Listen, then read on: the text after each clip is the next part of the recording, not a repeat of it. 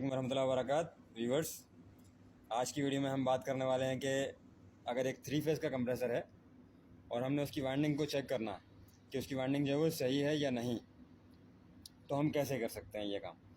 First of all तो हमारे पास एक मीटर होना चाहिए जो कि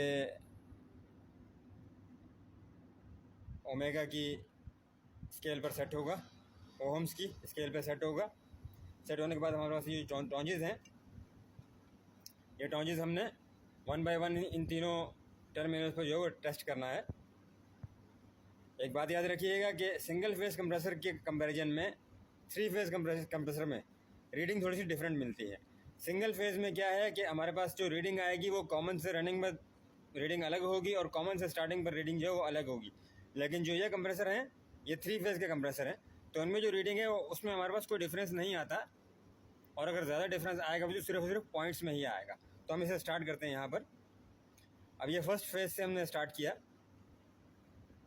इसे टेस्ट करेंगे तो इसमें हमारे पास रीडिंग आती है करीबन 3.3 और 3.4।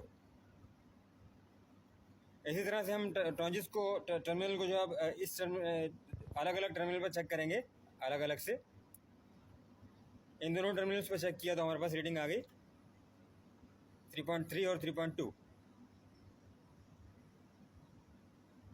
और इसी तरह से हम तीसरा टर्मिनल भी चेक करेंगे,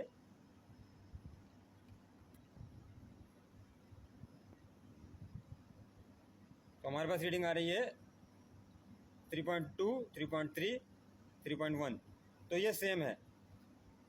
इसका मतलब ये होता है कि हमारा जो कंप्रेसर है उसकी वाइंडिंग बिल्कुल दुरुस्त है। इसके बाद हम इसको बॉडी टेस्ट वगैरह कर सकते हैं, तो वो उसी तरह से होता है जिस तरह से दूसरे कंप्रेसर दूसरी मोटर्स होती हैं, उसी तरह से ये इसका भी बॉडी शॉट जो है वो चेक हो जाएगा।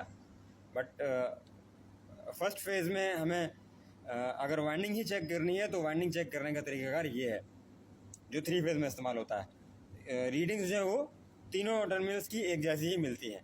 Thanks for watching the video. अल्लाह हाफ़िज़।